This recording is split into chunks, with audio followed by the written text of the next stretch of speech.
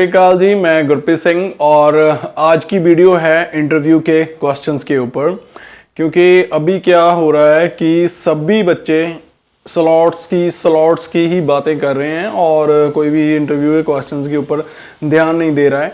और क्या कारण है, ये भी कुछ कारण है, मैं वो बताता हूँ कि जैसे इंटरव्यू के स्लॉट अभी मार्च चल रहा है, तो मार्च में कैसे एम्बेसी खोल रही है, जैसे आज उसने खोल दिए स्लॉट्स, तो डेट कब की मिल रही है, परसों और चौथ की, ऐसे 2 दिन के बाद की, 3 दिन के बाद की, इस तरीके से डेट्स मिल रही हैं।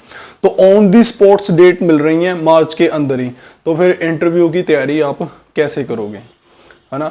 तो वो मैं हर एक बच्चे को यही बोलता हूं कि आप साथ में इंटरव्यू की तैयारी करते रहो। जितना आप टाइम स्लॉट्स को दे रहे हो उतना ही टाइम आप इंटरव्यू की तैयारी को भी दो, ठीक है ना। उससे आपको ही बेनिफिट है। नहीं तो ऑन दी स्पॉट जब आपको डेट मिल जाएगी तो आप यही सोचते रहोगे कि यार मैंने तो कुछ तैयारी नहीं किया, ठीक है। तो आज की वीडियो इसके ऊपर है। होपफुली ये आपको अच्छी लगेगी। वीडियो को लाइक कर देना और चैनल को सब्सक्राइब जरूर करना। तो स्टार्ट करते हैं। पहले फाइनेंस के रिलेटेड क्वेश्चंस के ऊपर बात करते हैं। फाइनेंस के रिलेटेड जो उन्होंने पूछने ही होते हैं हर एक बच्चे को, चाहे आपकी बैचलर हो, मास्टर हो, कोई भी हो। फाइनेंस के रिलेटेड लाइक जैसे कि आपके फादर या फिर आपको कौन स्पॉन्सर कर रहा है, ठीक है ना। वो ऐसे भी पूछ सकता है कि आपके फादर कर रहे हैं या आपके मदर कर रहे हैं, या फिर वो सिंपल पूछते हैं कि वो इज स्पॉन्सरिंग यू, ठीक है ना। तो जब आप बताते हो तो आपने पर्टिकुलर किसी एक का बताना है, या फादर का बताना है या फिर मदर का बताना है। हो सके तो फादर ही बोलो, ठीक है।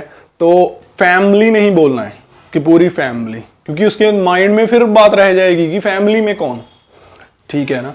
तो ये चीजें नहीं करनी है। सिंपल एक बताओ, सीधा आंसर दो कि हाँ मेरे फादर मुझे स्पॉन्सर कर रहे हैं, और साथ में ही बता दो कि वो क्या करते हैं, ठीक है। उनका कोई बिजनेस है, उनकी क्या एनुअल है, ठीक है, इस तरीके से।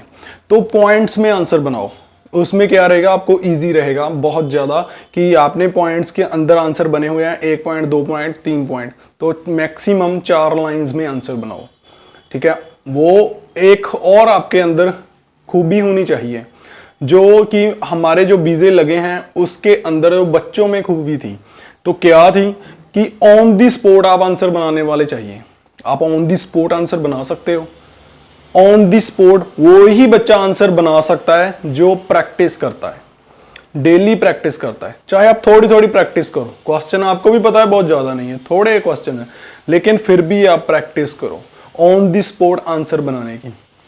ऑन दी स्पॉट कैसे आंसर बनते हैं, जब आप प्रैक्टिस करते हो। प्रैक्टिस कैसे करते हैं कि अब भी एक क्वेश्चन है, ठीक है ना। तो फाइनेंस के रिलेटेड ही बोल लेता हूं कि जेकर आप वहां पे हो, ऑफिसर पूछ रहा है कि आप यूएसए में हो, तो आप कैसे अपने फंड्स को मैनेज करोगे, ठीक है ना। तो पूछने का तरीका डिफरेंट हो गया ना। सेम है कि हाँ फादर ही स्पॉन्सर कर रहे हैं, लेकिन अभी वो पूछ रहा है कि आप यूएसए में हो तो कैसे मैनेज करोगे।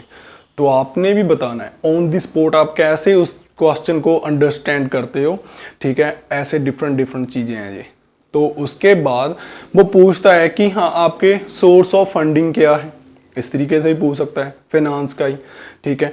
तो जो रिक्वायरमेंट है, जो बंदा वो सेटिस्फाइड होता है आपकी, जो आपने फाइनेंस के बताना है ना, तो आपकी फीस के अकॉर्डिंग वो कैसे सेटिस्फाइड होता है।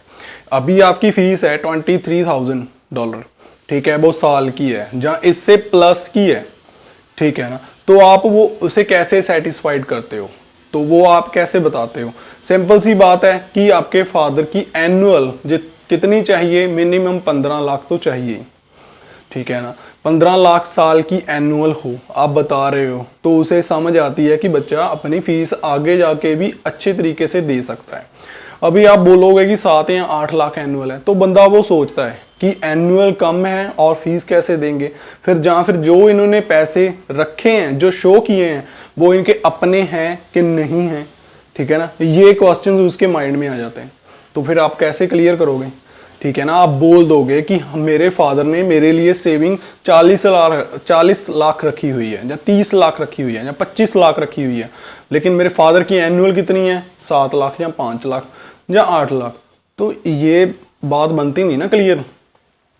तो उससे ये चीजें बतानी है, किस तरीके से बतानी है वो आपको ये देखना पड़ेगा, ठीक है। तो जो मैच करे, ठीक है ना, एक लॉजिक लगाओ कि जो आप बात बोल रहे हो उसका कोई लॉजिक बन रहा है, उसकी कोई रियलिटी दिख रही है, ठीक है। फाइनेंस के ऊपर इस तरीके के क्वेश्चंस रहते हैं। और उसके बाद फिर फाइनेंस में आ जाते हैं कि आपके फादर या फिर आपके मदर, उनके पास जो सेविंग्स है वो आपके नाम पे है कुछ, ठीक है। जैसे आप बोल रहे हो कि मेरे फादर रियल स्टेट में काम कर रहे हैं, ठीक है, तो हमारे कुछ बच्चों से पूछा गया कि आपके नाम पे भी कुछ है रियल स्टेट के अंदर, ठीक है जी, आपके पास है, वो डॉक्यूमेंट तो नहीं देखेंगे, लेकिन आप कैसे रिप्रेजेंट करोगे, वो बात है, आप कैसे उसे रिप्रेजेंट करोगे कि हाँ मेरे नाम पे है दिस अमाउंट, और जहाँ फिर मैं ये फैमिली का अकेला हूँ, जब दो मेरे और ब्रदर और सिस्टर्स हैं वो क्या करते हैं, ठीक है, और आप कितना होल्ड करते हो, ठीक है ना, तो ये चीज़ें बता सकते हो, लेकिन बताने का तरीका। इसके बाद मैं स्टडी के ऊपर करता हूँ बात, स्टडी बैकग्राउंड्स के ऊपर। ये फाइनेंस का तो चलो थोड़े ही पॉइंट्स मैंने बता सका हूँ, लेकिन वीडियो लंबी हो जाती है। तो स्टडी के ये क्वेश्चंस हैं कि बैकग्राउंड आपने क्या स्टडी की हुई है, ठीक है ना, वो आपकी, जब आप बोलोगे कि मैंने ये स्टडी की है, पहले तो सच ही बोलोगे आप, ठीक है ना, स्टडी तो कोई बंदा झूठ नहीं बोलने वाला। तो स्टडी आप जैसे ही बोलते हो कि मैंने ये वाली स्टडी की हुई है, तो आपने पूरा बताना है, फिर से पॉइंट बना लो, कौन से कॉलेज से की है, कौन से स्कूल से की है, ठीक है ना, कौन से बोर्ड से की है, ठीक है, और कौन से ईयर में की है, और कितनी आपकी परसेंटेज है। 4 लाइनें हो गई। तो एक ही आंसर के अंदर उसे क्लियर कर दो, उसके माइंड में इमेज बन जाएगी आपकी कि हाँ इस बच्चे ने इस वाले कॉलेज या यूनिवर्सिटी से 2018, 2020, 2021 में ये डिग्री की है, ठीक है, और इसकी ये वाली स्ट्रीम थी, दिस वाज स्ट्रीम, एंड इसके इतने परसेंटेज आए हैं। तो उसके माइंड में क्लियर होगी ना बात। तो वो आगे इस तरीके के क्वेश्चन भी पूछ सकता है कि आपका कौन सा फेवरेट सब्जेक्ट रहा, ठीक है ना, वो नए क्वेश्चंस बनाएगा। वो ऐसे नहीं करेगा कि हाँ मैं उसी क्वेश्चन के अंदर ही क्वेश्चन बनाने बैठ जाऊं कि आपकी कितनी परसेंटेज थी, ठीक है ना, आपके कॉलेज का नाम क्या था, तो ये चीजें नहीं ना, वो क्लियर करना है अपने एक आंसर में ही। तो उसके बाद वो क्या पूछता है, आपका फेवरेट सब्जेक्ट कौन सा है। जेकर आप बताओगे तो सही आप, ठीक है ना, ये मेरा फेवरेट सब्जेक्ट है। मैंने जैसे बिजनेस में बता दिया अकाउंटिंग मेरा फेवरेट सब्जेक्ट है, तो अकाउंटिंग ही क्यों फेवरेट सब्जेक्ट है, तो वो पूछ सकता है। ऑन द स्पॉट आंसर बनाना पड़ेगा ना अभी। तो ये तैयारी है तो ऑन द स्पॉट आप आंसर जितने मर्जी बना लो। ऑन द स्पॉट आंसर के अकाउंटिंग में ये चीज़ें अच्छी लगती हैं, एनालिटिक्स मुझे अच्छा लगता है, डेटा एनालिटिक्स अच्छा लगता है, बिग डेटा मैनेज करना अच्छा लगता है, तो ठीक है इसके बारे में बताओ। और कंप्यूटर साइंस का वो पूछ सकता है कि आप बता रहे हो कि मुझे एल्गोरिदम्स की प्रोग्रामिंग या फिर नेटवर्किंग अच्छी लगती है, तो वो क्यों लगती है, ठीक है, नेटवर्किंग में ऐसा क्या है, प्रोग्रामिंग में ऐसा क्या है। प्रोग्रामिंग में लैंग्वेजेस आ जाती हैं, बहुत सारी लैंग्वेजेस आ जाती हैं, पाइथन, जावा, ठीक है, PHP, MySQL, तो इसमें क्यों इंटरेस्ट है, ये क्या काम करते हैं, ठीक है। आप की फील्ड है नर्सिंग की फील्ड है आपकी, ठीक है, तो नर्स वाली फील्ड में भी वो पूछ सकता है कि हाँ ये प्रोसेस बताओ कैसे होता है। आपको ये थोड़ा बहुत एक्सपीरियंस है, साल या 2 साल का एक्सपीरियंस है, वो पूछ सकता है। उसके बाद का उसका क्वेश्चन ये भी हो जाता है कि आफ्टर स्टडी आपने क्या किया। आफ्टर स्टडी आपने कुछ तो किया होगा ना, 6 मंथ, 1 साल, 2 साल या 4 साल या जितना भी आपका गैप है उसके अकॉर्डिंग, तो आपको उसको बताना पड़ेगा। वो आप बता सकते हो। कैसे बताओगे आप, वो जब आप बताते हो तो वो पूछता है कि आपकी रोल्स एंड रिस्पॉन्सिबिलिटीज क्या थी, कि आप क्या काम करते थे, किस चीज को आप मैनेज करते थे, तो क्या वो जो करते थे, ठीक है, आपको उसे डिस्क्राइब करना आता है, ठीक है। जैसे कि मैं बोल रहा हूं कि मैं स्टाफ नर्स हूं, ठीक है, और मैं क्या काम करता हूं, मैं डिलीवरी वाले पेशेंट्स देखता हूं, जहां फिर मैं नॉर्मल जो भी आते हैं, सर्जरी हो जाती है या स्टिचेस, उनके ऊपर काम करता हूं, ठीक है, या मेरी वहां पे इमरजेंसी में ड्यूटी रहती है मोस्टली, तो आपको वो चीज़ें कुछ बतानी पड़ेगी उसके रिलेटेड, ठीक है ना। तो वो बंदे के माइंड में इमेज बनाओ अपनी, क्योंकि आपके पास तकरीबन 3 से 5 मिनट है। जेकर आप उसके माइंड के अंदर अच्छी इमेज बना सकते हो, ठीक है ना, ऑन द स्पॉट, तो वो आपको वीज़ा देगा, क्यों नहीं देगा वीज़ा वो आपको, ठीक है। उसके बाद जेकर मैं अभी फ्यूचर की आप इसके अलावा जो तीसरा पैटर्न है वो मैं उसकी बात करूं तो क्या कौन सी स्टडी करने जा रहे हो, ठीक है। आप बोल रहे हो कि मैं मास्टर्स करने जा रहा हूं बिजनेस के अंदर, मैं मास्टर करने जा रहा हूं कंप्यूटर साइंस के अंदर, मैं मास्टर्स करने जा रहा हूं मैकेनिकल्स के अंदर। ये सारे कोर्सेज जहां पे भी हैं, इंडिया ही नहीं कनाडा में भी है, यूके में भी है, ऑस्ट्रेलिया में भी है, आप क्या कंपेयर कर पाओगे, ठीक है ना। तो वहां पे ही क्यों करने जा रहा हूं, ये तो चलेगा ही नहीं कि हाँ वहां पे ये टीचर्स हैं, ठीक है, इतना कॉलेज पुराना है, ठीक है, ये कॉलेज की फैसिलिटीज है, वो तो सारा उनका ही है, आपको क्या बेनिफिट है। वो ये चीज जानना चाहते हैं कि आप किसी कंट्री में जा रहे हो, 4 साल लगा रहे हो, 5 साल लगा रहे हो, वो आपको अभी अमेरिका सभी के लिए अमेरिका फिट थोड़ी ना होता है। तो वो ये चीज जानना चाहते हैं कि आपको अमेरिका में जाओगे तो 4 साल या 5 साल लगाओगे, तो वो आप जो इन्वेस्ट करोगे अपना इतना टाइम और पैसे, वो आपको उससे कोई बेनिफिट होगा कि नहीं होगा, ठीक है ना। तो वो आप जो कोर्स ले रहे हो वो आपकी फील्ड के रिलेटेड है कि नहीं है, जो फील्ड से अलग है तो क्यों आपने लिया, उसके भी कुछ कारण होंगे, ठीक है ना। तो वो भी आपको जस्टिफाई करने होंगे। जी आप बोलते हो कि मैंने कंप्यूटर साइंस में ली है, कंप्यूटर साइंस में अब भी इंडिया में वर्चुअल टेक्नोलॉजीज नहीं है, कनाडा में वर्चुअल टेक्नोलॉजीज अब भी कुछ पढ़ा रहे हैं लेकिन प्रॉपर नहीं है।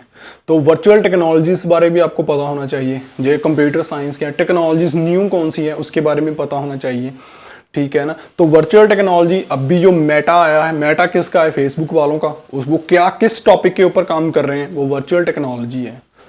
तो उसके बारे में आपको पता होना चाहिए वो क्या चीज़ है, ठीक है ना। जेकर आप उस कंट्री में जा रहे हो, ऐसी ही आपको कुछ चीज़ें अलग से फाइंड आउट करनी पड़ेगी कि जो मुझे इंडिया में नहीं मिल रही हैं, ठीक है, या फिर जो मुझे कनाडा और यूके ऑस्ट्रेलिया में नहीं मिल रही है। आप बोल दोगे कि इंडिया में प्रैक्टिकल नॉलेज नहीं है, तो इसमें काम नहीं, इंडिया में काम नहीं होते, प्रैक्टिकल्स होते नहीं है इंडिया में।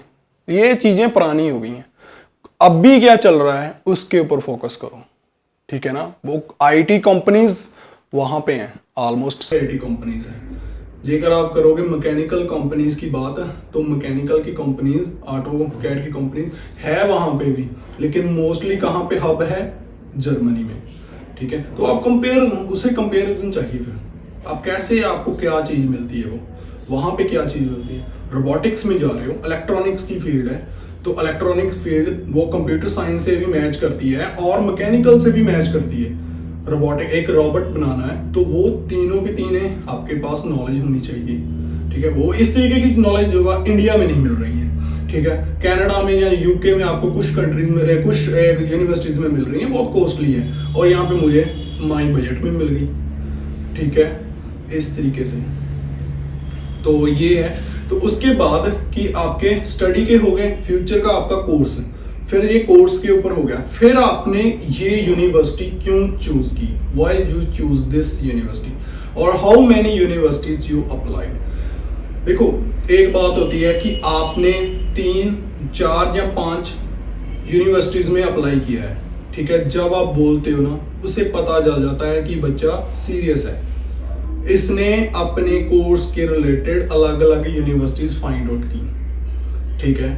आप नॉर्मली मैं एग्जांपल देता हूं, आप यहाँ पे ही हो, इंडिया में ही हो, तो आप अपनी स्टेट में जो कॉलेज देखोगे वो आसपास का कॉलेज देखोगे, आपके जो नजदीक पड़ता है उसके कुछ बेनिफिट्स देखोगे, कुछ दूर पड़ता है, ठीक है। तो क्या आप कंपेयर करोगे ना, एटलीस्ट 4 या 5 कॉलेज को कंपेयर करोगे, ऐसे थोड़ा ना कि मेरे अंकल ने बोला और मैं चला गया, ठीक है, ऐसे नहीं होता ना। तो आपने इंडिया में ही हो, आपने 2 साल या 4 साल किसी कॉलेज में लगाने हैं, तो आपको थोड़ा बहुत तो उसके बारे में पता हो ना। नहीं तो ऐसे हो सकता है कि साल बाद आप पढ़ रहे हो, साल बाद आपको पता चले कि नहीं यार ये कॉलेज अच्छा नहीं है, वो कॉलेज अच्छा था और मेरी रिक्वायरमेंट भी वो फुलफिल हो रही थी, बट मैं यहाँ पे फंस गया, ठीक है। तो ये चीज वो सोचता है ऑफिसर कि आपने कितने कॉलेजेस में अप्लाई किया। आप बोल रहे हो कि मैंने 5 या 6 कॉलेजेस में अप्लाई किया या 4 कॉलेजेस में या यूनिवर्सिटीज में अप्लाई किया, तो आप उनके नाम बोलो। फिर मैंने चूज की एक पर्टिकुलर दिस यूनिवर्सिटी और दिस कॉलेज, तो उसका मुझे क्या बेनिफिट है, उस कॉलेज यूनिवर्सिटी में क्या क्या काम हो रहा है, मेन चीजें देखनी है आपने। उस यूनिवर्सिटी के अंदर रिसर्च इम्प्लीमेंटेशन के ऊपर कुछ काम हो रहा है, उस यूनिवर्सिटी के प्रोजेक्ट्स किस तरह के हैं, ठीक है, उस यूनिवर्सिटी का कोई प्रोफेसर है या फिर कोई टीचर है या कोई प्रिंसिपल है जिसने कोई रिसर्चेस की हुई हैं, ठीक है, जिसका कोई नाम है, उस यूनिवर्सिटी में कौन सी ऐसी लैब्स हैं, कौन सी एडवांस लैब्स हैं जो आपको बेनिफिट होगी आपके कोर्स के रिलेटेड, ठीक है। तो फिफ्थ में जाके ये 4 लाइनें होगी, फिफ्थ में जाके आप रैंक रूम बोल सकते हो। ये तो कभी नहीं बोलना कि यार वहां पे ये कॉलेज है, ठीक है, फर्स्ट में ही आप बोल रहे हो कि रैंक अच्छा है, ठीक है जी, दूसरा फैकल्टीज ये अच्छी है, ठीक है जी, इतने बच्चे इंटरनेशनल है पढ़ रहे हैं और इतने दूसरे पढ़ रहे हैं, यार वो तो ऑलरेडी है चल रहा, लेकिन उससे आपको कोई बेनिफिट तो नहीं ना, वो तो यूनिवर्सिटी को भी बेनिफिट है, उनका नाम है, ठीक है, उनकी रेपुटेशन है, बात समझ रहे हो। आपका क्यों बेनिफिट है वो आप बताओगे, वो कैसे बोल पाओगे, आप यूनिवर्सिटी की वेबसाइट के ऊपर जाओगे तब भी आप बता सकते हो, ठीक है। इस तरीके के क्वेश्चंस हैं, कुछ अपने प्रिपेयर करने हैं तो इजी हो जाता है। अभी आई थिंक मैं कुछ पॉइंट्स बहुत सारे रह गए हैं तो आप मुझे कमेंट बॉक्स में कर सकते हो रिप्लाई, तो मैं उनके जवाब दूंगा, तो क्योंकि वीडियो लंबी हो जाती है। दूसरी बात कि आप मेरे डिस्क्रिप्शन से मेरा नंबर भी ले सकते हो और डिस्क्रिप्शन में ही मेरा टेलीग्राम का ग्रुप भी है, आप वहाँ पे मुझे सीधा ज्वाइन कर सकते हो, वहाँ पे मैं डेली अपडेट्स डालता रहता हूँ। तो होपफुली ये वीडियो आपको अच्छी लगे, मिलते हैं नेक्स्ट वीडियो में। Thank you so much.